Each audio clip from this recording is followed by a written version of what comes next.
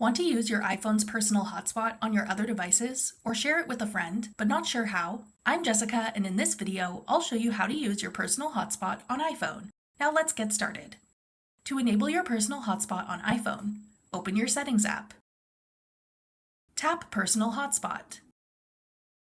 To allow someone else to join your hotspot or to use it with another one of your own devices that's not signed in to the same iCloud account as your iPhone, tap the switch labeled Allow Others to Join. You can customize the password for your hotspot network here as well.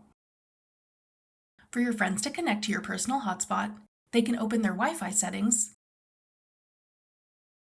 then select your iPhone as the network they want to connect to. If they're also using an Apple device and you have each other saved as contacts, you may be prompted to share the network password with them automatically. If not, you can give them your hotspot password so they can get connected. To connect one of your own devices that's signed into the same iCloud account, you can just select your personal hotspot in that device's Wi-Fi settings. You won't need to enter your hotspot password to get connected. That's all it takes to use your personal hotspot on iPhone. Want to change the name of your hotspot? Check out this tutorial next. Click the video on your screen now to watch. Thanks for watching.